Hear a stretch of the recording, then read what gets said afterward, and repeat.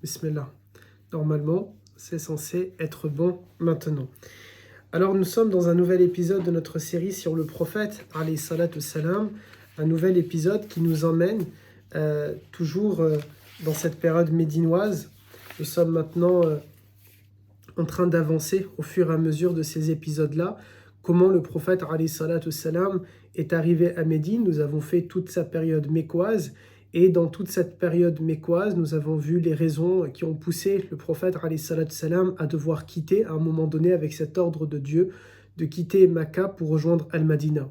Nous avons vu comment il a, alayhi salatu salam, lui et les compagnons, ont préparé cette hégire, comment il a établi cette hégire-là, comment il l'a fait. Nous avons aussi vu qu'est-ce qui s'est passé dans son parcours entre Mecca et Al-Madina, par quel chemin est-il passé, quels sont les personnages qu'il a pu rencontrer. Et à cette occasion, par exemple, nous avons parlé de Abad, cette compagnonne radiallahu anha, qui est celle qui nous a donné la plus grande description du prophète, alayhi salatu salam, qui est l'objet de toute une vidéo, de tout un cours dans cette série que nous suivons, que nous faisons autour de la vie de notre bien-aimé, alayhi salatu salam. Ensuite, nous avons également parlé de la première semaine du prophète lorsqu'il est arrivé à Médine. Et ensuite, après cette première semaine à Médine, nous avons aussi, dans des épisodes où nous les avions fait avant de faire l'arrivée du prophète à Médine, nous avions aussi parlé des 3 choses que le prophète va mettre en place, et notamment de la construction de la mosquée. C'était à ce moment-là que nous nous sommes arrêtés et nous devons arriver à un peu plus de détails concernant la construction de cette mosquée. Concernant la construction de la mosquée de Médine, ce qui peut être dit et qui n'avait pas été dit jusqu'ici, c'est qu'en réalité, il y avait plusieurs mosquées à Médine. Alors bien sûr, pas avant l'arrivée du prophète. Le prophète, alayhi salatu salam, va construire la première mosquée à Quba, nous en avions parlé, puis il construit la mosquée de Médine. Mais entre la construction de la mosquée de Médine et le décès du prophète, alayhi salatu salam, il y aura des dizaines de mosquées qui existeront du vivant même du prophète.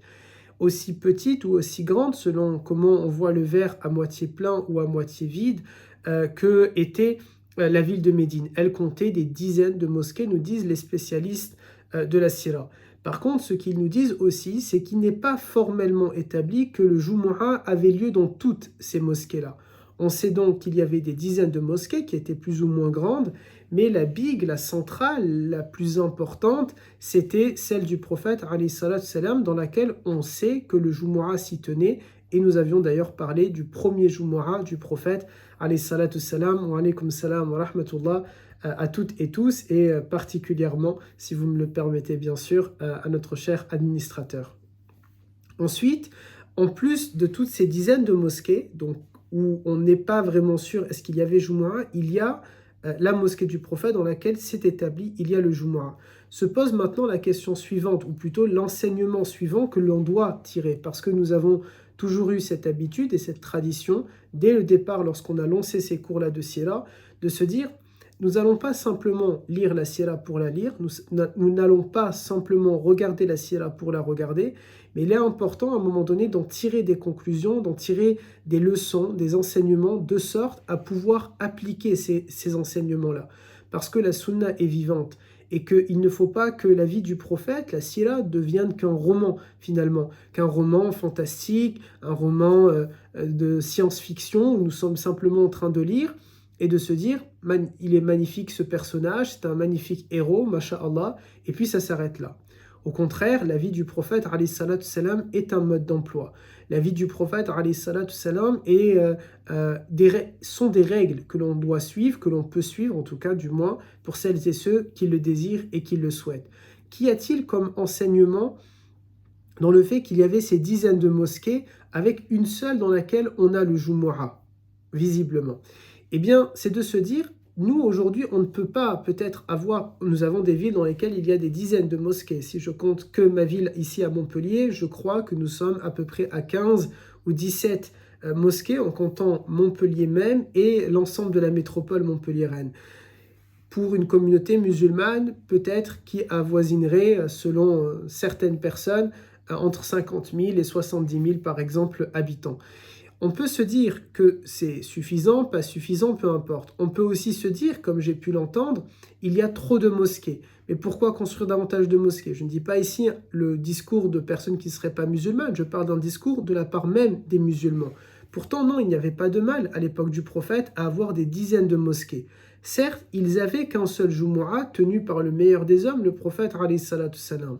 Mais aujourd'hui, à défaut d'avoir un seul Jumu'ah, à défaut d'avoir le même discours, le même prêche qui serait dit dans l'ensemble des mosquées, parce qu'il peut y avoir des tendances différentes, il peut y avoir des sensibilisations différentes, il peut y avoir tout simplement des imams différents qui souhaitent discuter de différents sujets. Pourquoi pas, peu importe. Il y a après tout des dizaines et des dizaines et des centaines de pages qui racontent la vie du prophète alayhi salatu salam sur Facebook, des milliers de chaînes sur YouTube qui font la même chose, et tout le monde peut exister et tout le monde peut continuer de parler de la vie du prophète. Mais à défaut d'avoir mot pour mot le même discours, il serait bon, et c'est ce qu'avaient ces mosquées-là, il serait bon d'avoir le même esprit. Les différentes mosquées à l'époque du prophète alayhi salatu salam ne sont là que pour servir la cause de la ilaha illallah. Ils ne sont là que pour permettre aux croyantes et aux croyants d'avoir un lieu dans lequel ils peuvent prier. Ils remplissaient toutes les mêmes valeurs, ils avaient toutes les mêmes valeurs, ils avaient toutes les mêmes règles, les mêmes aspirations, le même chemin, la même qibla finalement. Vous voyez, les mosquées sont toutes bâties dans une seule direction. Nous prions toutes et tous dans la même direction, quelle que soit la mosquée, quelle que soit la ville où elle est construite. Et pourtant, il est malheureux de voir qu'aujourd'hui, dans des mosquées, eh bien, il n'y a pas la même qibla. C'est-à-dire pas dans le sens une qibla physique, ça, alhamdulillah, tout le monde est d'accord pour dire que nous avons toutes et tous la bonne qibla dans les mosquées, mais une qibla spirituelle qui est différente.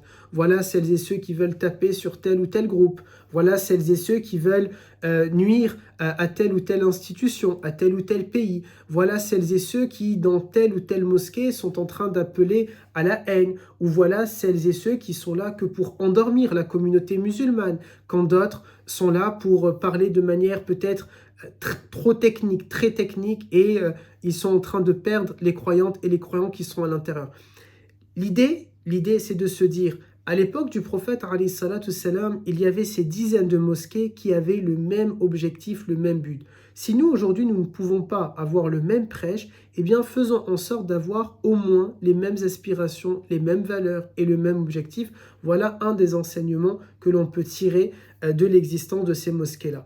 Et lorsque l'une de ces mosquées à l'époque du prophète alayhi salatu salam a souhaité, a tenté de s'écarter du droit chemin, a tenté de ne pas avoir les mêmes aspirations, a tenté d'avoir la même qibla physique en direction de Mecca, mais a tenté d'avoir une direction, une qibla spirituelle qui était tout autre. C'était la mosquée fondée par Ibn Saloul, et on aura l'occasion d'y revenir, ce qu'on appelle Majid Dirar, la mosquée de la discorde, la mosquée de la tension, une mosquée qui était bâtie sur le mensonge, sur la désunion des croyants. Eh bien, cette mosquée-là, Allah Azza wa Jal a été clair, il faut la détruire, il ne fallait pas la laisser, et donc le prophète alayhi salatu salam va ordonner sa destruction. Voilà pourquoi nous avons eu l'occasion déjà de dire, le prophète est le premier homme de l'islam à avoir ordonné la destruction d'une mosquée, parce que cette mosquée-là était clairement une mosquée bâtie sur la discorde.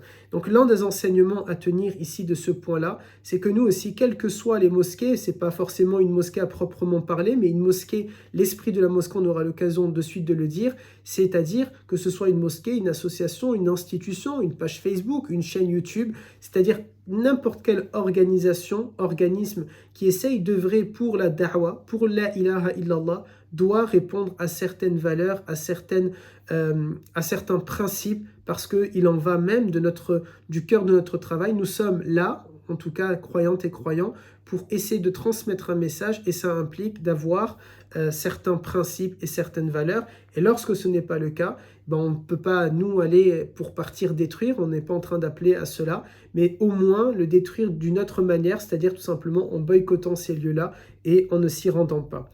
La mosquée maintenant, je disais qu'à proprement parler, il ne s'agit pas que de la mosquée. Alors à l'époque du prophète, c'est le lieu dans lequel on va pour prier. Mais la mosquée a une autre signification. Ce n'est pas que cet endroit où on y va pour prier, elle remplissait tout un rôle. En réalité, c'est plutôt un centre islamique qu'a bâti le prophète alayhi salatu salam. Bien sûr, dans notre langage, on parle aujourd'hui de masjid. Mais quand on regarde l'ensemble des activités qu'il y avait à l'intérieur, cela s'apparente plutôt à ce que l'on peut voir dans telle ou telle ville. Par exemple, pour ne citer que cette ville-là de Marseille, où on voit avec le centre musulman de Marseille, qui va essayer de remplir plusieurs activités. L'enseignement, l'éducation, l'entraide, des services sociaux, ou encore par exemple des œuvres humanitaires, des associations de soutien scolaire, un lycée, un collège, des conférences, plusieurs éléments vont être organisés à l'intérieur. Aujourd'hui, en France, lorsqu'on va regarder une mosquée qui est grande et qui essaye d'organiser tout un tas d'activités et d'éléments, et bien tout simplement, on va à ce moment-là parler de centre islamique. Eh bien, la mosquée du prophète, c'était un véritable centre islamique. C'était une véritable institution. Qu'est-ce qu'il y avait dans cette mosquée-là?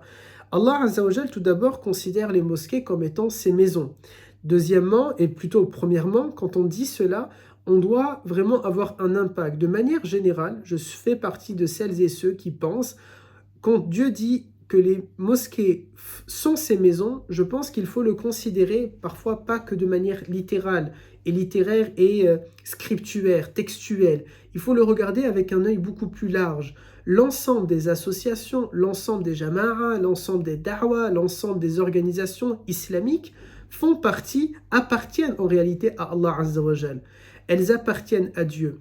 La Da'wah Bayustat, que j'ai l'honneur aujourd'hui d'avoir fondée et de diriger, appartient à Allah Azza wa Jal. La chaîne Facebook Muhammad appartient à Allah Azza wa Jal. La chaîne YouTube Oustad Marwan appartient à Allah Azza wa Jal. Elles sont les propriétés de Dieu. Et dès que nous intégrons cette réalité-là, que la mosquée appartient à Allah, qu'un travail associatif, entrepreneurial, peu importe quel qu'il soit, il appartient à Allah Azza wa Jal, alors notre rapport à ces éléments-là va changer. Parce qu'aujourd'hui, si je confie une amana à quelqu'un, j'attends qu'il en prend soin. Et nous-mêmes, si on est relativement correct et qu'on nous a confié quelque chose, on va se dire, ce n'est pas à moi, je dois faire attention. Eh bien, comprendre que la chaîne YouTube ne m'appartient pas, la page Facebook ne m'appartient pas, la mosquée, même si j'en suis le recteur, le président, le trésorier, le secrétaire, ne m'appartient pas, l'association que j'ai fondée ne m'appartient pas, eh bien et elle appartient, en plus de ça, non seulement elle ne m'appartient pas, mais elle appartient à Dieu, eh bien normalement cela va nous pousser à avoir un comportement beaucoup plus équilibré, beaucoup plus sincère, beaucoup plus pieux, beaucoup plus correct, parce que nous sommes en train de nous dire, c'est une amana. Allah Ta'ala nous a donné cette amana entre nos mains et nous devons en faire attention. Encore une fois, lire la sira juste pour la lire, ça n'a pas vraiment d'intérêt. Lire la sira et en tirer des enseignements, des conclusions, là par contre, ça a un véritable intérêt et c'est ce que nous devons faire. Et considérer que les mosquées sont les maisons de Dieu, c'est tirer des enseignements comme nous venons de le faire. C'est aussi le lieu dans lequel se fait la shura. La shura, nous avons déjà eu aussi l'occasion d'en parler, c'est cet élément consultatif. Lorsque le prophète, alayhi salatu salam, il est envoyé par Allah Azza wa Jal, il est khayru khalqillah, il est la meilleure des créatures, il fait que ce que Allah Ta'ala lui commande, il ne commet aucun péché, en ce sens il est ma'soum, infaillible, et pourtant Allah Ta'ala lui dit demande-leur leur avis. Demande-leur leur avis, demande-leur leur opinion. L'islam a inventé finalement la démocratie. L'islam a inventé, vous savez, on parle beaucoup maintenant du RIC, si ma mémoire est bonne, le référendum d'initiative citoyenne, le RIC. Eh bien, l'islam l'a inventé, ça s'appelle la shura. Lorsque le prophète, alayhi salatu salam, ne prend aucune décision sans demander l'avis du peuple, ne prend aucune décision sans demander l'avis des compagnonnes et des compagnons. On va le voir tout à l'heure dans notre cours, je vous spoil un peu la fin. Il va le faire même pour savoir par rapport au adhan. Avant d'établir le adhan, le prophète les rassemble et leur demande « Qu'est-ce que vous en pensez? Comment on va faire pour appeler les gens ?» Et on va le voir tout à l'heure, les différentes propositions que les compagnons vont émettre et vont faire. Il y a donc la shura, c'est un principe de l'islam. Là encore, le prophète a bâti une mosquée dans laquelle les compagnons se rassemblent pour faire la shura. Nous devons en tirer un enseignement et une moralité, nous aussi, quel que soit notre objet, quel que soit notre statut, quelle que soit notre organisation, que ce soit mosquée ou autre, nous devons faire et établir la shura entre nous. c'est aussi le lieu où les musulmans se retrouvent, la mosquée du prophète. C'est le lieu de rencontre. Vous savez, il y a toujours ce genre d'espace, aujourd'hui maintenant, ça peut être un parc par exemple, dans lequel on va tout simplement se rassembler. Eh bien, la mosquée était cela.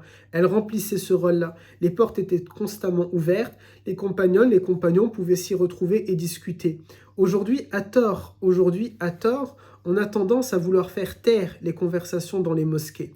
Alors bien sûr, il ne faudrait qu'il n'y ait pas que des conversations futiles. Il faudrait que ce soit des conversations intéressantes. Mais quand c'est en dehors des heures de prière, c'est normal. Un frère qui rencontre un autre frère et qui passe son temps à discuter, ils sont contents, il peut y avoir des rires, et des rires parfois qui peuvent être un peu poussés parce qu'il y a une blague qui a été faite, parce qu'il y a quelque chose d'intéressant. Il peut aussi y avoir des pleurs, il peut aussi y avoir des câlins qui vont être faits parce qu'il y a quelqu'un qui a besoin de l'épaule de son frère. La mosquée, comme de manière générale, encore une fois, l'institution religieuse, elle doit répondre à cela. Et c'est à nous, lorsque l'on veut suivre la sunna et pratiquer la sunna, il y a des sunnas que l'on va faire chacune et chacun tout seul. Il y a les prières, par exemple, de la nuit que je peux faire tout seul si je veux suivre l'exemple du prophète, alayhi salatu salam. Mais il y a aussi d'autres types de sunnas qu'il nous faut faire en groupe, qu'on ne peut faire que en groupe et qu'on ne pourra pas faire tout seul. Par exemple, se rencontrer. Par exemple, lorsque le prophète nous enseigne un sourire à ton frère, si je le dis correctement, désolé, je ne suis pas arabophone, il me semble que le hadith dit un sourire à ton frère est une aumône. Eh bien, à ce moment-là, ça, on ne peut pas le faire tout seul. J'ai besoin de mon frère pour le réaliser. Et cela peut se faire également dans ce lieu que le prophète a fondé pour. Cette mosquée que le prophète a construit pour, il l'a construit pas que pour les 5 prières, parce qu'aujourd'hui, on a tendance à réduire la mosquée à ce rôle-là, ou l'institution religieuse à ce rôle. Vous savez, on a divisé. On a dit la mosquée, c'est pour la prière, l'association de soutien scolaire pour le soutien scolaire, telle école arabe, ça sera pour apprendre la langue arabe, telle da'wa, ça sera pour apprendre l'islam, mais finalement, de base et à l'origine, c'est la mosquée qui remplissait l'ensemble de ces rôles-là, et c'est à nous de faire revivre tout simplement cela. C'est le lieu où le prophète se trouvait la plupart du temps.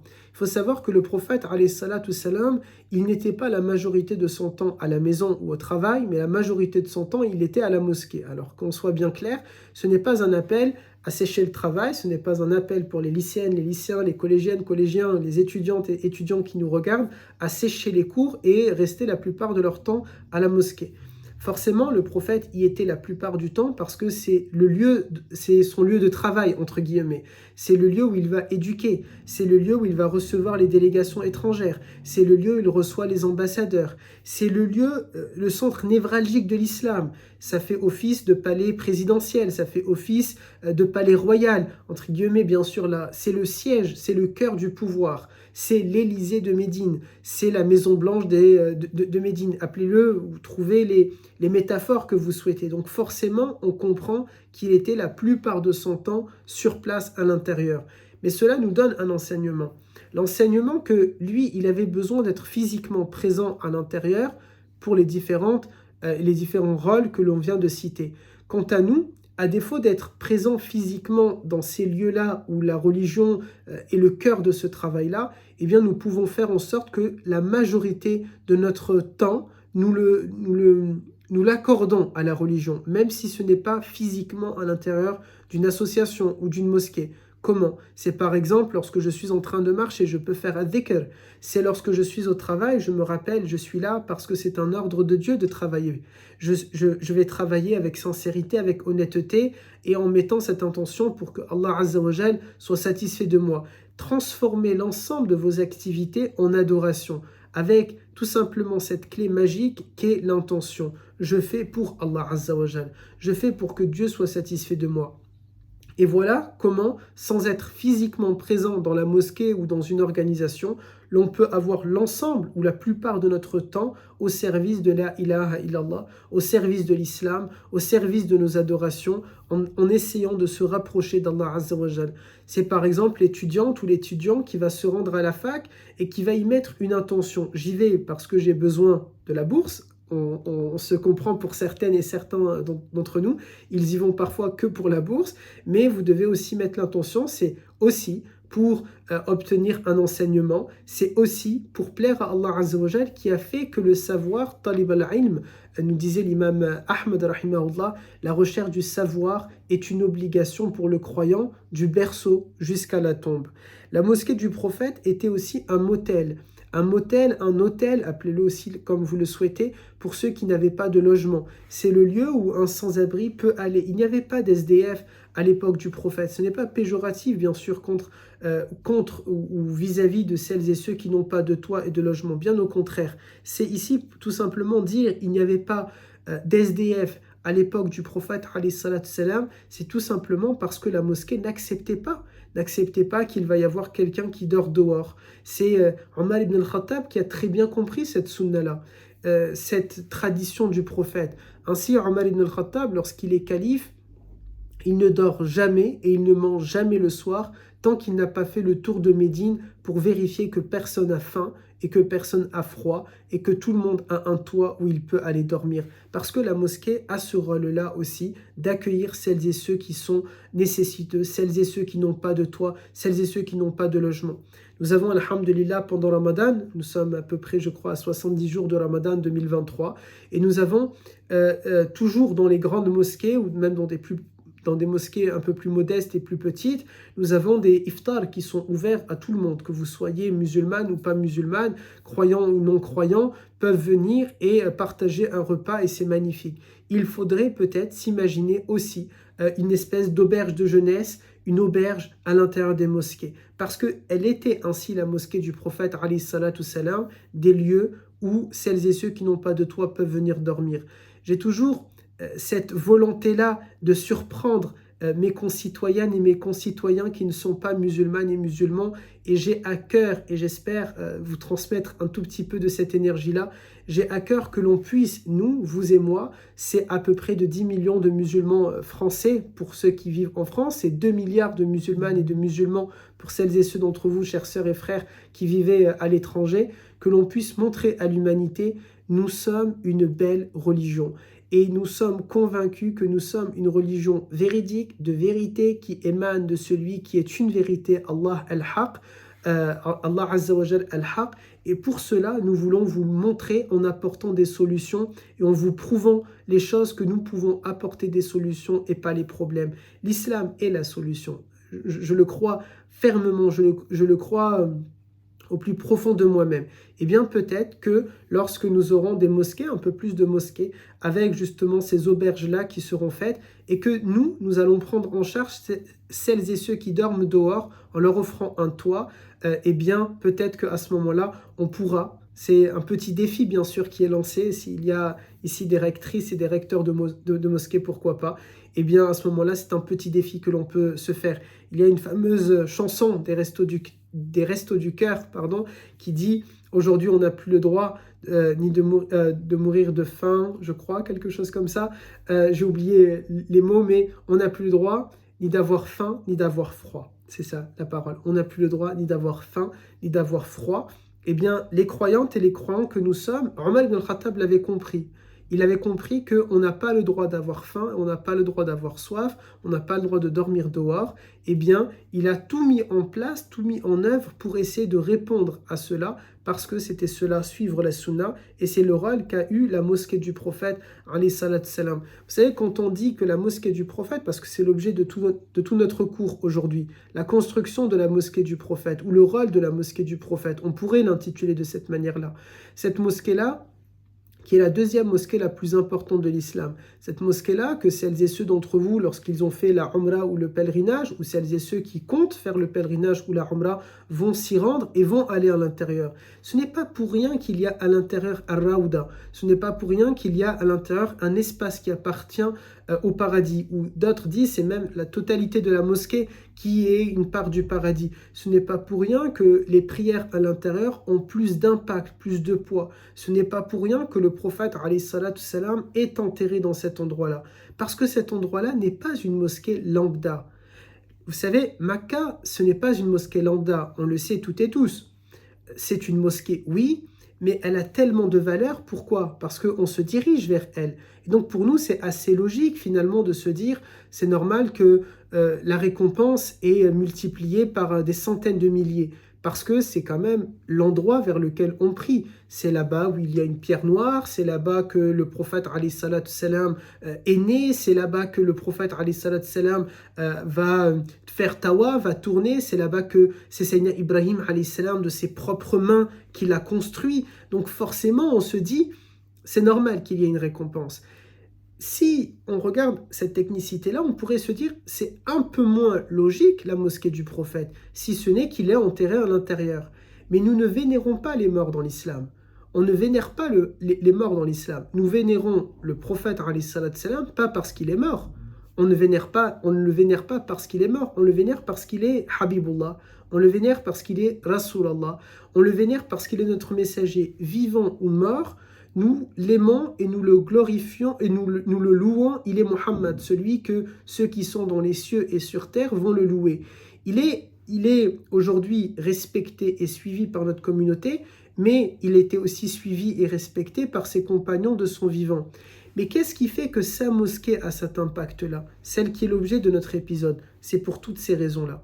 Parce que c'était un lieu de formation, on l'avait déjà dit, et on est en train de le redire, parce que c'était un lieu qui accueillait les pauvres, parce que c'était un lieu qui résolvait les problèmes, parce que c'était un lieu où les compagnons se sont retrouvés. C'est là-bas que l'islam est né, c'est là-bas que les conversations se sont faites, c'est là-bas que l'on a posé toutes les questions qui peuvent aujourd'hui nous arriver, que l'on pourrait se poser. C'est là-bas qu'on a appris à faire la prière correctement. C'est là-bas qu'on a appris les règles du jeûne. C'est là-bas qu'on a appris les règles du pèlerinage. C'est là-bas qu'on a appris tout ce qu'on connaît de notre religion. C'est là-bas que ça s'est fait.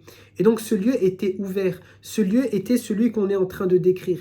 Et c'est ça qui fait que ce lieu-là a cette grande importance. Bien sûr aussi parce que c'est le prophète qui l'a bâti. Bien sûr aussi parce que c'est tout simplement un ordre, quelque chose qui est établi dans notre religion. Mais il y a un sens. L'islam n'est pas une religion où il n'y a aucun sens, où il n'y a aucune rationalité. Les choses parfois ont une certaine logique. Et quand on voit l'ensemble de ces éléments-là, ben oui, on pourrait se dire tout simplement, c'est assez logique, quel est le deuxième lieu sacré de l'islam, qu'il est cette mosquée, je ne sais pas, elle ou il, le lieu le plus sacré, le deuxième, lieu plus sacré de l'islam. C'est aussi un lieu qui était à la fois ouvert aux hommes et aux femmes. Aujourd'hui, malheureusement, on pourrait, je vais me faire le porte-parole de nos sœurs, on voit dans beaucoup de mosquées que l'endroit pour les sœurs est très petit, très restreint, en sous-sol ou un peu laissé à l'abandon. C'est moins le cas pour les grandes mosquées qui, masha'Allah et alhamdulillah, sont des lieux où les sœurs ont tout un espace et un grand espace, mais la mosquée du prophète alayhi salatu salam ne faisait pas de distinction. Les sœurs et les frères y avaient leur place, et même les enfants y avaient leur place. Les sœurs et les frères avaient largement la place. Et vous savez qu'on raconte que la mosquée du prophète n'avait même pas de séparation entre les hommes et les femmes. Simplement, les femmes priaient au fond, et la meilleure place pour elles était vraiment vers le fond, et la meilleure place pour les hommes était vraiment vers le devant, là aussi, parce que ça pourrait être coupé à cet endroit-là. Ce n'est pas une question de misogynie, c'est une question d'organisation. Si, tout simplement, je le fais de cette manière-là, si les hommes, la meilleure place pour eux, c'était au fond, et les femmes, la meilleure place pour elles, c'était devant, en fait, on remplit le milieu d'abord. Le but était d'abord de remplir les deux extrêmes, et puis ensuite d'arriver jusqu'au milieu. Et ensuite, tout simplement, on sort s'il n'y a plus de place. Tout simplement, j'espère qu'on ne va pas simplement couper le petit passage, mais alhamdulillah, je compte sur vous ensuite pour remettre la totalité du cours. Ce n'est pas une question, on ne mettez pas les femmes derrière parce que ce sont des femmes, on ne met pas les hommes devant parce que ce sont des hommes. C'est une question d'organisation, que la meilleure place pour l'homme est devant, et c'est une question d'organisation, que la meilleure place pour la femme était le plus derrière. Mais l'objet ici de ce point-là, c'était de dire que la mosquée est ouverte aux hommes comme aux femmes. Et donc c'est aussi à nos sœurs et aussi bien sûr à nos frères de se considérer, je peux être membre de telle association, de telle organisation, de telle mosquée, de telle page Facebook, de telle da'wa, etc. Je dois m'engager au service de la ilaha illallah. La da'wa nous concerne toutes et tous. C'est le travail de la da'wa, c'est une une action qui nous concerne toutes et tous, hommes et femmes, grands et petits, plus âgés et plus jeunes, quelle que soit notre génération, quelle que soit tout simplement même notre sensibilisation. Nous sommes toutes et tous concernés par la da'wa ilallah, et nous sommes toutes et tous concernés par le fait de s'engager. Voilà aussi pourquoi la mosquée du prophète était ouverte aux hommes et aux femmes. C'était un lieu d'entraide, sans discrimination d'ethnie, sans discrimination même de religion ou de couleur ou de revenu social. Et je veux m'attarder sur sans discrimination même de religion. Nous avons déjà eu l'occasion de dire que le prophète a accueilli les chrétiens du monastère de Sainte-Catherine pendant une semaine entière à l'intérieur de la mosquée. Il a même mis des draps pour respecter leur intimité, leur pudeur, et leur a permis de prier. Il y avait donc cette notion pour le prophète, alayhi salat salam, à partir du moment où on la considère comme étant Baytullah, la maison de Dieu, elle n'est pas la maison des musulmans, elle n'est pas la propriété de l'islam ou des musulmans, elle est la maison de Dieu. Et les non-croyants sont aussi les créatures d'Allah Azza wa Jal. Les non-croyants, d'ailleurs nous leur disons cela, eux peut-être auront plus de mal à l'accepter ou à le vouloir ou tout simplement à nous laisser le dire, mais à nos yeux, ce sont les créatures d'Allah Azza wa Jal. Et si la mosquée est la maison de leur créateur, elle est tout autant un droit pour eux qu'un droit pour nous. Il n'y a que Makkah qui a un statut particulier avec Al-Madina qui ont un statut très particulier sur le fait que seuls les croyants peuvent y entrer. Mais le reste finalement, il n'y a pas cette obligation-là ou cette imposition-là d'être un croyant pour y entrer, bien au contraire, et c'est aussi comme ça que l'on peut faire la da'wa. Nous sommes à quelques jours après la World Cup au Qatar, et le Qatar a eu cette idée magnifique et ingénieuse d'installer des chaises, et d'ailleurs même je trouve ça beau qu'ils aient mis des chaises et qu'ils n'ont pas simplement mis, vous savez, parce que pour que ce soit un peu plus compréhensible, ils ont permis à toutes les mosquées du Qatar pendant le World Cup que les non-musulmans peuvent venir pour écouter le discours de Jumu'ah, en se disant, maybe, peut-être qu'ils vont aimer la foi musulmane et vouloir embrasser cette magnifique religion. Et ce qu'il y a de beau, pour moi, selon moi, on peut être ou ne pas être d'accord bien sûr, c'est qu'ils ne se sont pas dit, bon, ils veulent connaître notre culture, ils veulent connaître notre religion, let them try, on va les laisser rentrer, mais ils vont s'asseoir par terre comme nous, ils vont se déchausser comme nous, ils vont faire les ablutions comme nous. Non, ils leur ont mis des chaises, ils sont venus, ils se sont assis sur des chaises, ils ont écouté. Ils veulent partir en plein milieu de Jumu'ah, ils peuvent partir. Ils veulent rester jusqu'à la fin, ils peuvent rester. Et on a vu les résultats, qu'est-ce que ça a donné? Plus de 5000 conversions, certains j'ai vu sur Twitter affirment même plus de 10 000 conversions durant la World Cup, ce qui est beau. On pourrait se dire c'est tout petit, mais subhanallah, si c'est 10 000 personnes qui ont l'énergie, la foi de faire un da'wa, ce sont du coup 10 000 familles au minimum qui ont été touchées touchées de manière jolie bien sûr, touchées par la beauté de l'islam dans leur cœur. Et vous savez, il y a cette fameuse parole de Hassan al-Banna rahimahullah qui disait « Amenez-moi un individu pour changer, si je vais changer un individu, alors c'est une famille qui a changé. Et si une famille a changé, alors c'est un quartier qui va changer. Et si un quartier change, c'est une ville qui change. Et si une ville change, c'est un pays. Et si une nation change, alors c'est l'humanité qui peut changer. C'est toute la société qui peut changer.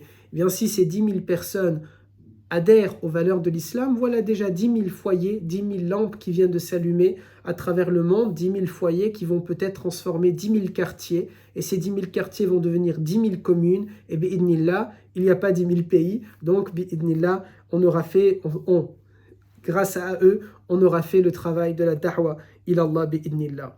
Enfin, aussi, la mosquée était un lieu de bienveillance où on était en train d'éduquer avec douceur les individus. C'était une école, c'était une université, une fac, un cours d'arabe, où on était un cours de religion du lundi soir comme on est en train de faire, où on était en train d'éduquer avec douceur.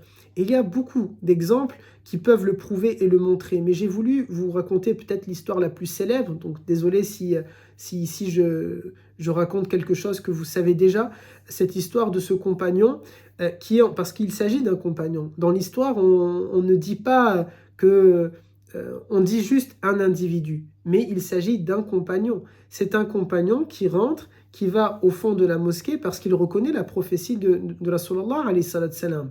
Cet homme-là n'a pas fait ça en tant que blasphème. Il n'est pas rentré là pour nuire aux musulmans et se moquer des musulmans et uriner dans la mosquée. Il était pressé, il passe à côté, il s'est dit tiens je vais rentrer. Peut-être il s'est dit Allahu a'lam qu'au moins il est sûr qu'il n'y aura pas de femme qui va voir et au moins il est que dans la partie des hommes. I don't know, je ne sais pas qu'est-ce qui l'a poussé à faire cela. Il rentre dans la mosquée, il se met dans un coin et il urine. Pendant qu'il fait ça, il y avait le prophète alayhi salam avec quelques compagnons.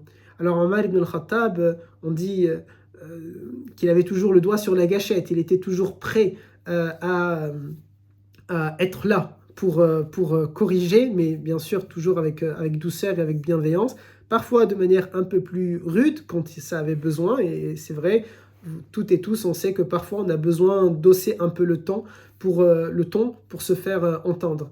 Et Omar ibn al-Khattab, il voit cela, il veut se précipiter vers lui pour l'arrêter, parce qu'il est choqué de ce qu'il voit. Et là, le prophète, alayhi salam, avec douceur et beauté, et ça, vraiment, subhanallah, oui, Allah Ta'ala, lorsqu'il dit « Wa ma arsalnaka illa rahmatan lil alamin », il est une véritable miséricorde pour l'humanité. Il dit à Omar, « Ala rislik, attends, laisse-le finir tranquillement, parce que sinon il va s'en mettre de partout. » C'est pas l'objectif. Le but, c'est pas qu'il va s'en mettre de partout et ensuite il va être gêné et pour sa pudeur et pour sa dignité et pour son honneur. C'est pas ça l'objectif. L'objectif, c'est de lui apprendre. Et on lui apprend en islam, on apprend en islam avec beauté et avec douceur.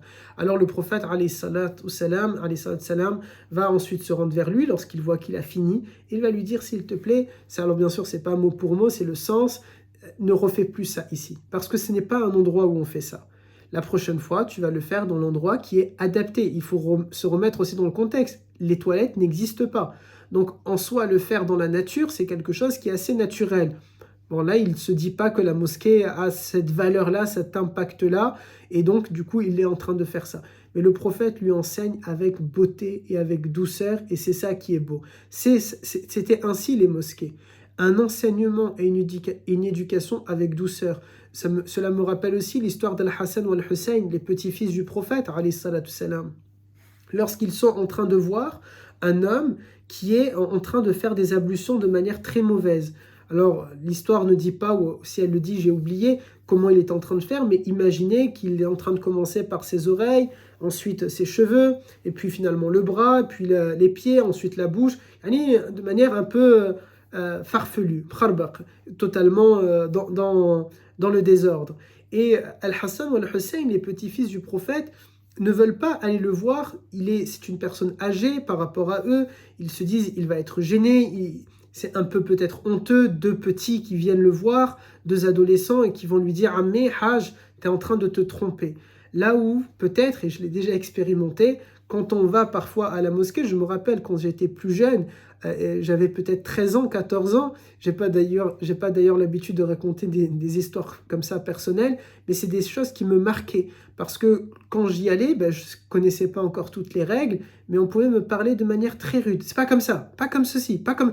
Et ça marque. Et limite, ça ne donne pas envie de s'y rendre, parce que je n'y allais pas accompagné de ma famille, j'y allais seul. Et du coup, quand on est un petit, on est seul, on a envie de crier, on n'est pas issu forcément d'un terreau religieux, on n'est pas issu d'une crue religieuse, et on a envie, nous, de se mettre. Et là, on voit des personnes grandes de taille pour nous, en tout cas, on s'imagine que tout le monde est un géant à ce moment-là, avec une bonne barbe bien épaisse, et on se fait crier comme ça dessus. Ça marque et ça donne pas envie d'y retourner pendant un petit moment. Alors il faut vraiment s'accrocher. Mais Al-Hassan ou Al-Hussein ne veulent pas faire dans le sens inverse. Ils ne veulent pas être ces petits qui viennent voir le plus grand et lui dire tu connais rien, tu sais rien, et c'est pas comme ça. Alors ils essayent de trouver une idée et ils partent le voir en lui disant Ammé ou Hajj, on n'est pas d'accord sur qui de nous deux fait bien l'odo. Est-ce que tu peux nous regarder et nous dire c'est qui de nous deux qui fait le mieux? Regardez comment ils ont donné la qima, le respect à cet individu-là. Ça se passe dans la mosquée, ça ne se passe pas dehors, ça ne se passe pas à des milliers de kilomètres. Ainsi était la mosquée du prophète. un lieu de formation. Il les voit en train de faire l'odo et il se rend compte de lui-même que lui, il le fait mal. Et il leur dit, tous les deux, vous le faites super bien, c'est moi qui ne sais pas le faire. Et voilà comment cette mosquée-là, elle était en train d'éduquer les individus d'une belle manière et d'une jolie manière. J'aurais pu aussi, par exemple, citer comment le prophète, alayhi salatu salam, parce que les mosquées étaient ainsi, c'était un lieu où il y avait des enfants. Il y a un célèbre dicton turc qui dit « Une mosquée dans laquelle on n'entend pas le bruit des enfants, ça veut dire c'est la condamnation de l'islam. Mais une mosquée où on entend le bruit des enfants, on peut être rassuré sur l'avenir de l'islam. » Et je trouve ce dicton, ce proverbe vraiment magnifique, masha'Allah. Parce que c'est réel. On a peut-être tendance, quand je pars en conférence, parfois, on peut entendre des chut quand on entend le bruit des enfants. Non, pourquoi chut? C'est la future génération, subhanallah. Et ce sont des enfants. Nous avons toutes et tous joué, crié, pleuré, fait des caprices, c'est leur tour. Et subhanallah, l'histoire c'est qu'on en fera encore quand ça sera notre tour, parce qu'en général, quand on est âgé, désolé pour nos sœurs et nos frères un peu plus âgés qui m'écoutent, on devient aigri et on fait aussi des caprices. Et aussi, on est capricieux, on n'est pas content et on sait ce qu'on veut et on peut rouspéter, pas forcément en pleurant, mais parfois un peu plus énervante que pleurer. Et donc, subhanallah, c'est dans le cours des choses, tout simplement, que ça se passe ainsi. Une mosquée où il y a le bruit des enfants, c'est une mosquée qui est... On sait qui seront la future génération qui va en prendre soin et qui va prier à l'intérieur. Et le prophète alayhi salam a fait en sorte que sa mosquée avait même un lieu réservé aux enfants. Et ça, c'est quelque chose aussi que l'on peut tirer en enseignement et en moralité. Aussi, les compagnons, lorsqu'ils se rendent à la mosquée, ils appliquaient cette parole-là « Khudhu zinatakum minal masjid » Prenez votre beauté, tirez votre beauté de la mosquée, ou plutôt, on pourrait aussi le voir comme se faire beau pour aller à la mosquée. Il est dit par plusieurs compagnonnes et compagnons, ils se faisaient beaux, ils s'apprêtaient vraiment avec leurs plus beaux habits, ils avaient leurs habits pour aller à la mosquée. On le voit aujourd'hui dans la communauté chrétienne. Lorsqu'on part à la messe, je vous rassure, ce n'est pas mon cas, mais lorsque on part à la messe, c'est-à-dire quand je dis on, les gens partent à la messe, ils vont mettre une jolie chemise, une belle cravate, un tailleur, ils vont vraiment faire attention. Et je vous invite vraiment à regarder, surtout dans la communauté protestante, si vous regardez un samedi matin pour les adventistes ou un samedi matin pour les mormons, un dimanche matin pour les témoins de Jéhovah, que vous pouvez voir à n'importe où maintenant dans nos villes et nos campagnes. Si vous regardez aussi les catholiques, peut-être lorsqu'ils y vont, ils font très attention à comment ils sont habillés. Et les compagnons faisaient ainsi. C'est-à-dire, ce n'est pas leur piquer cela que de vouloir faire ça. Ce n'est pas piquer ça à la communauté chrétienne, mais c'est remettre en place une sunna, celle de nos compagnons et de nos compagnons, les compagnons et les compagnons du prophète, alayhi salam. Parce que la sunna, ce n'est pas que suivre le prophète, c'est aussi prendre modèle et exemple sur ses compagnons. Le prophète, alayhi salam, il a dit, alors j'ai oublié en arabe, mais Allahumma salli alayka sayyidi Rasulallah, ça va peut-être me revenir. Le hadith dit en langue française, c'est pas une traduction mot pour mot, mais c'est le sens. Suivez, attachez-vous, cramponnez-vous à ma sunna et à celle de ceux qui vont me succéder dans le droit chemin. Allahumma salli alayka sayyidi Rasulallah. J'ai oublié. Ça va peut-être me revenir.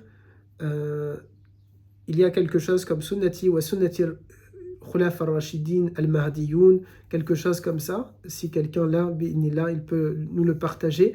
Mais où le prophète dit, alayhi salatu salam, accrochez-vous à ma sunna et à celle de ceux qui vont me suivre dans le droit chemin. Et c'est ça, les compagnons, voilà, leur droit chemin, il était là. Ils étaient en train de prendre soin de leurs vêtements lorsqu'ils vont aller à la mosquée. Lorsque nous allons à la mosquée, nous devons nous faire beau, mais c'est pas que la mosquée, encore une fois. La mosquée, c'est le terme littéral, mais c'est n'importe quel lieu où on va se rassembler pour parler d'Allah Azza wa Jal.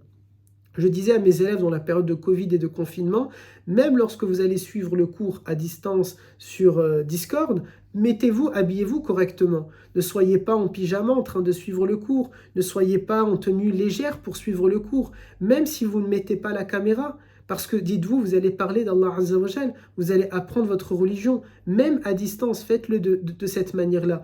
Faites cet effort-là. On sait que par exemple, Lorsqu'on veut aller assister à un cours, il est de la sunna de faire par exemple un roussoul, de faire nos ablutions. Il y a toute une série de choses. Je leur disais, faites-le même. Si vous êtes dans la même chambre, vous allez suivre votre cours à distance, faites-le, faites cet effort-là. Il ne faut pas que le Covid vous coupe ou le confinement vous coupe de toutes ces bonnes habitudes que vous auriez dû normalement prendre. Enfin aussi, la mosquée, c'était un lieu qui appartenait à toutes et tous.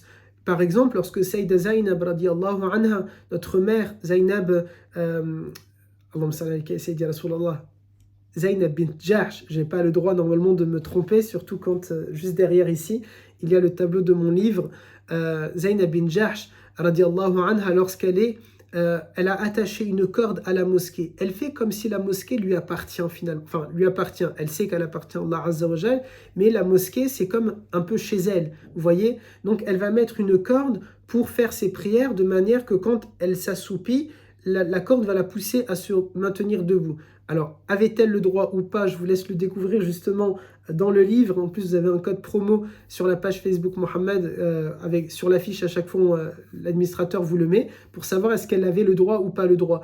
Mais cette histoire est là simplement pour montrer à quel point les compagnons considéraient la mosquée comme un lieu de vie dans lequel on va y être. Et je vais tellement rester à l'intérieur que je vais y attacher cette corde-là, parce que j'ai l'intention d'y revenir tout à l'heure. C'est aussi ce compagnon, là aussi à découvrir dans mon livre, qui mettait un petit canapé, un petit ponge, sofa, qu'on appelle une panja, maintenant je crois on appelle ça comme ça, parce qu'il faisait ses prières, et il se disait, au cas où je suis trop fatigué pour faire tahajjud, si à un moment donné je suis fatigué, ben je vais aller m'allonger sur cette ponge-là, et ensuite quand je peux, un peu plus en forme, je me relève et je vais reprier. Ils ont pris les lieux de la mosquée, vous voyez, ils se sont sentis chez eux, tout en n'oubliant pas qu'elle appartient à l'ensemble de la communauté, car elle est la propriété de son créateur, elle est la propriété d'Allah Azza wa Jal. Alors, la mosquée du prophète aussi, comment a-t-elle été construite? Où a-t-elle été construite? J'imagine que vous avez tous entendu cette fameuse histoire de la chamelle qui a choisi le lieu sur lequel la mosquée serait construite. Volontairement, on ne va pas le détailler là, parce que j'aimerais, si l'administrateur, je lui annonce en direct avec vous, j'aimerais faire à un moment donné, pourquoi pas, quelques histoires de compagnons. J'en avais déjà parlé, pourquoi pas, après la sira. Et cher administrateur, tu avais validé cela, peut-être même en parallèle à un moment donné. Et j'aimerais traiter de l'histoire de Abu Ayyub al-Ansari, qui est très liée finalement au début de la construction de la mosquée du prophète, alayhi salatu salam. Et donc là, on aura peut-être l'occasion de revenir sur cette histoire-là avec la chamelle. Aussi, la mosquée du prophète, quand on parle de la mosquée du prophète, forcément, il nous faut donc parler des prières, de la prière. On avait parlé déjà lors des 3 épisodes de Al-Isra wa Al-Mi'raj que je vous invite à remonter sur la page Facebook pour les revoir ou bien sur la chaîne YouTube Oustad Marwan. On avait parlé de l'établissement de la prière lors de ce voyage de l'ascension et nocturne. Ce que nous n'avions pas dit à ce moment-là volontairement et que je vous dis maintenant et que je vous partage maintenant, c'est qu'à partir de là, lorsqu'on a dit les prières ont été fixées comme étant obligatoires, les 5 prières, elles n'avaient pas le nombre d'unités qu'on connaît. Fajr, Dohor, Asr et Isha avaient 2 unités et Maghrib avait 3 unités. Un peu comme aujourd'hui quand on est en voyage. C'est resté de cette manière-là jusqu'à l'arrivée du prophète alayhi salatu salam à Médine. C'est à partir de là qu'il y a l'établissement des prières comme on les connaît. Dohor et Asr et Isha 4 rak'a et Maghrib reste avec 3 rak'a. Aussi, jusque-là, dans la mosquée, plutôt dans la prière, pardon, il y avait certaines choses qu'on avait le droit de faire qui ne sont plus le cas aujourd'hui. Je répète, qui ne sont plus le cas, bien sûr, aujourd'hui. On avait par exemple le droit, donc c'est pas on, ils et elles avaient le droit, dans leur prière, avant l'arrivée du prophète à Médine et la construction de cette mosquée, ils avaient le droit de répondre dans la prière au salam alaykum. Si quelqu'un rentre et il dit assalamu alaykum, même celui qui est en prière, il peut dire wa alaykum salam wa rahmatullahi wa barakatuh. Ils avaient aussi le droit de répondre à celui qui leur demande combien de rak'a vous avez fait. Donc par exemple, quelqu'un qui rentre et qui dit vous êtes à quel rak'a? Et on va lui dire on est à la rak'a 2. Ça leur permettait, vous savez, nous maintenant, si on arrive en retard et que quelqu'un est en recours, enfin tout le monde est en recours, on va se joindre à eux, mais on ne sait pas encore. On est tous en train de faire notre calcul et de se dire, ok, est-ce que je vais devoir rattraper 3, 4? Est-ce que je vais devoir rattraper 2? Est-ce qu'ils sont à la première, à la deuxième? Eh bien, eux n'avaient pas ce genre de questions-là, puisque en arrivant, ils disent à combien de rak'a vous êtes? Et les autres compagnons lui répondent, nous sommes à la rak'a 1, à la rak'a 2, etc. Ensuite aussi, ils avaient le droit, dans la prière, si quelqu'un va éternuer, il dit Alhamdulillah et les autres peuvent lui dire Rahmakallah et il peut répondre Yahdikumullah wa yaslah balkum ou Yahdikallah wa yaslah balik. Il pouvait répondre. Une histoire nous raconte d'un compagnon justement. Alors on arrive à un jour où le prophète alayhi salam leur annonce vous n'avez plus le droit de parler dans la prière. Finito, c'est fini. Et un compagnon va rentrer, donc ils vont se mettre en prière, et un compagnon rentre. Il n'a pas entendu la nouvelle règle. Il arrive et il dit Assalamu alaikum. Et personne ne lui répond. Il est assez surpris, parce qu'en général, les compagnons se disent Assalamu alaikum, et ils répondent Wa alaikum salam. Et puis il leur demande à quelle raka'a vous êtes. Et là aussi, personne ne lui répond. Alors il les regarde, il les scrute, et certains essayent de lui faire comprendre avec des gestes viens, installe-toi dans la prière et arrête de parler. Vous voyez, de cette manière-là, mais ils ne peuvent pas parler. L'ordre est arrivé et lui, il les regarde abattus, il ne comprend pas et jusqu'à qu'il commence à leur dire mais pourquoi personne ne me répond? Qu'est-ce qui se passe? Qu'est-ce que je vous ai fait? Pourquoi on ne me répond pas? C'est à la fin de la prière qu'on a pu lui annoncer. Maintenant, la règle a changé. On n'a plus le droit de parler dans la prière. Pour ne pas trop tarder, on arrive au dernier point, c'est comment maintenant on va appeler les gens à la prière. Le prophète alayhi salatu salam fait justement shura, il les rassemble et il leur dit comment allons-nous, la mosquée ça y est a été construite, comment on va appeler les gens à la prière. Et là, regardez la beauté. Il ne se dit pas « Laissez-moi, je vais réfléchir dans mon coin, je suis le meilleur des hommes ». Il ne se dit pas « Je suis le messager de Dieu ». Il ne se dit pas directement, vous savez, parfois on a tendance directement à aller quémander l'aide d'Allah Azza wa Jal. Bien sûr, il fait tout avec l'agrément de Dieu, il fait tout en espérant l'aide de Dieu, il fait tout en cherchant à plaire à Allah Azza wa Jal, mais il veut faire des efforts, il veut faire sabab. Il essaye de trouver par lui-même comment les gens nous allons les appeler à la prière. Il n'attend pas les bras croisés. Là encore, il nous faut tirer des enseignements. C'est une méthodologie pour nous. Nous voulons quelque chose, nous allons chercher, nous allons travailler dans notre cerveau, nous allons essayer de réfléchir encore et encore, tout en espérant l'aide d'Allah Azza wa Jal, tout en espérant et en se convainquant que nous allons rester dans le droit chemin et suivre ce que Allah Ta'ala nous a demandé. Mais nous devons faire sabab, nous allons faire des efforts, c'est quelque chose qui est nécessaire et important. Alors le prophète les rassemble et il leur dit comment allons-nous appeler les gens à la prière. Quelqu'un a dit pourquoi pas les cloches, comme pour la communauté chrétienne. Le prophète dit non. En disant ce fameux hadith que je voulais un peu expliciter ici, il dit les anges n'accompagnent pas une caravane où il y a des cloches. Alors il faut toujours faire attention quand il y a ce genre de paroles. C'est pas toujours à prendre mot pour mot. Alors si les anges bien sûr n'accompagnent pas, il ne s'agit pas de tous les anges. Resteront l'ange gardien, resteront l'ange qui écrit les bonnes actions, l'ange qui écrit les mauvaises actions. On parle de d'autres anges qui peuvent accompagner des convois ou des personnes correctes, etc. Donc ce sont ces anges-là.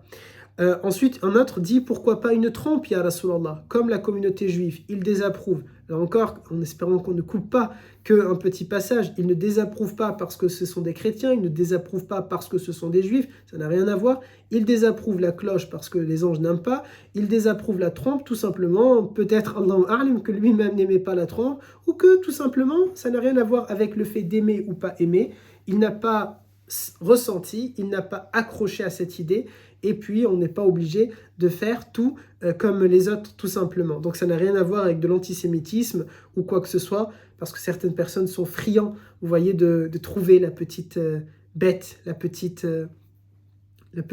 cloche justement qui va, ou la petite trompe qui sonne l'alarme de quelque chose qui serait tendancieux ou quoi que ce soit. Ça n'avait rien à voir avec la communauté juive, ça n'avait rien à voir avec la communauté chrétienne. Peut-être même, c'est un signe de respect, ils ont leurs coutumes et on ne va pas leur piquer leurs coutumes et leur manière d'appeler les gens à la prière. Imaginez si on aurait nous aussi fait les cloches. Quand il y a les cloches, on ne sait pas, est-ce que c'est l'heure d'une messe ou bien c'est l'heure de la prière? Donc vous voyez, au moins ça a résolu tous les problèmes. Ensuite, le prophète, alayhi salat salam, ça arrive au soir et il va dire aux compagnons, on va se laisser et on va se retrouver le lendemain, bi'idnillah. Et à ce moment-là, le lendemain, qu'est-ce qui s'est plutôt passé dans la nuit? C'est qu'un compagnon, Abdullah ibn Zayd, va rêver. Il va faire un rêve dans lequel il y a un homme qui lui vend des cloches, finalement, décidément avec les cloches, il lui vend des cloches. Et plutôt, Abdullah ibn Zayd, dans le rêve, il va voir un marchand et lui dit « je veux acheter des cloches ».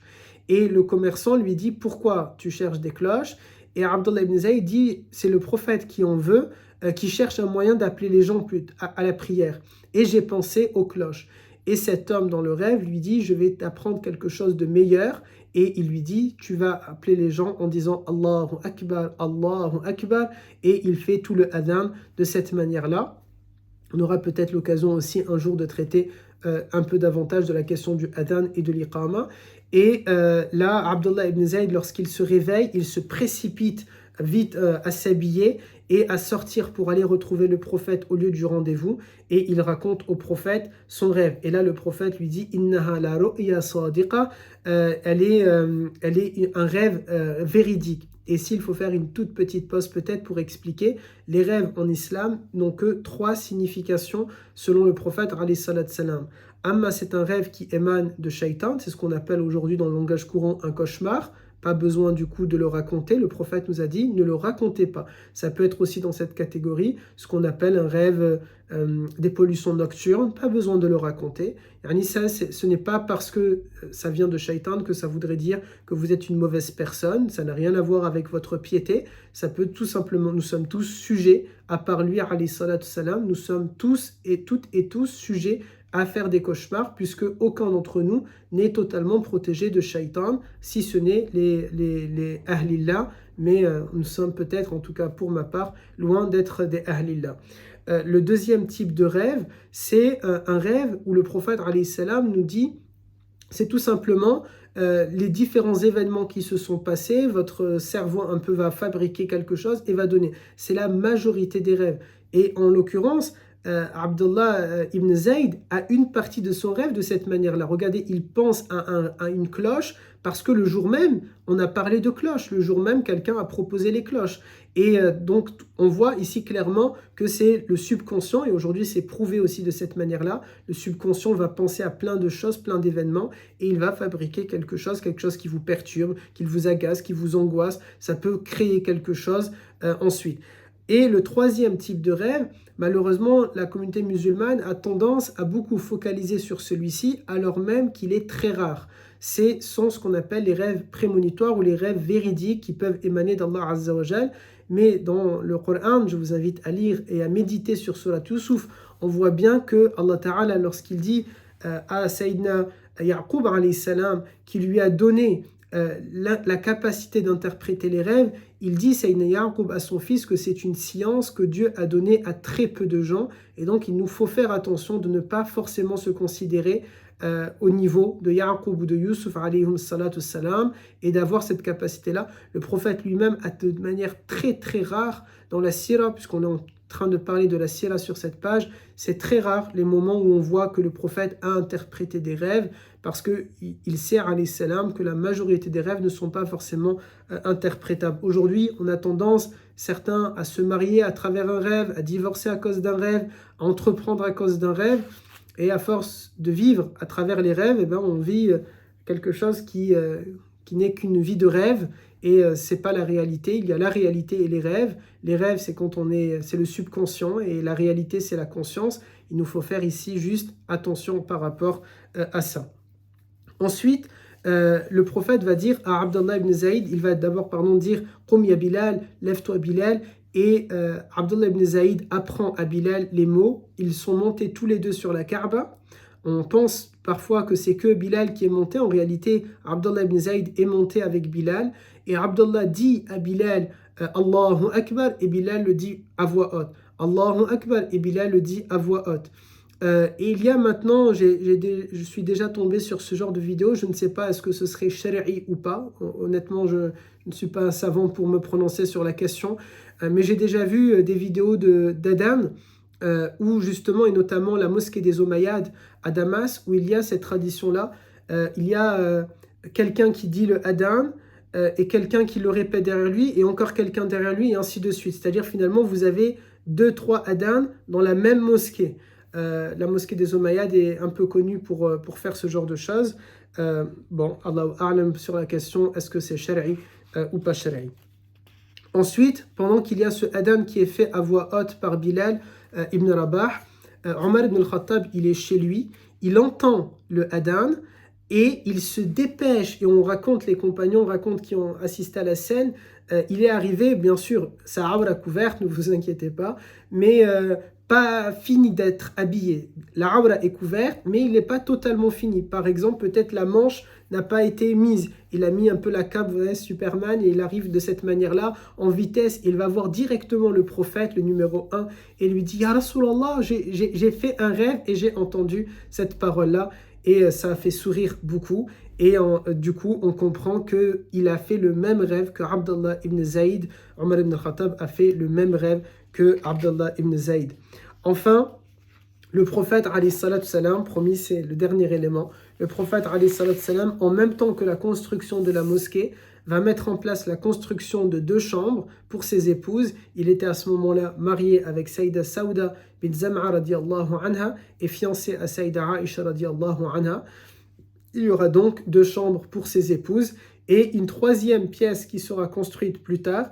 Mais pour découvrir à qui c'est, et bien tout simplement, encore une fois, je vous invite vraiment à vous procurer mon dernier livre, Nous sommes les mères des croyants et voici notre histoire, un moyen aussi de découvrir la vie du prophète depuis l'intérieur, avec le regard des mères des croyantes, qui nous racontent comment elles ont vécu plusieurs événements, plusieurs faits, comment elles les ont tout simplement vécus, vus. C'est aussi le moyen de découvrir l'histoire de plusieurs compagnonnes et compagnons qu'on n'a pas forcément l'habitude d'entendre et de connaître, mais qui ont gravité autour de ces merveilleuses femmes, de ces merveilleuses dames, de ces merveilleuses mères que sont Ummahat al-Mu'minin, les mères des croyants. Et en plus de ça, vous avez le code promo de la page Facebook Mohammed. N'hésitez pas, parce que quelques personnes m'avaient dit une fois l'an dernier que ça n'avait pas marché avec les 2 points sur le U, je crois on dit j'ai oublié, un U tréma, je crois on dit, les 2 points sur le U. Donc n'hésitez pas, si vous n'arrivez pas en mettant les 2 points sur le U, n'hésitez pas à mettre simplement M-U-H-A, M-M-A-D, enfin de l'écrire sans les 2 points. On a mis les deux manières sur le site, donc comme ça vous pouvez avoir le code promo soit en l'écrivant avec les 2 points, soit sans les 2 points. Barakallahu fikum, on arrive à la fin de ce cours. J'espère qu'il a été à la hauteur de vos attentes, que je suis aussi à la hauteur de vos attentes, chers administrateurs et administratrices. J'espère que ça a pu contribuer à ma petite échelle à vous faire connaître l'histoire de la construction de la mosquée du prophète alayhi salatu salam et pourquoi son importance, en espérant que les enseignements et les moralités que j'ai pu partager avec vous, elles vous seront utiles. Bien sûr, ce n'est pas une liste exhaustive, il y a tellement d'enseignements et de moralités que l'on peut tirer de ces événements, et c'est ce qui fait la beauté de l'islam, c'est qu'au fur et à mesure où on va revoir un même événement, on peut avoir de nouvelles inspirations, de nouvelles idées, et alhamdulillah. Barakallahu fikum, subhanakallahumma wa bihamdik, nashhadu an la ilaha illa ant, nastaghfiruka wa natubu ilayk.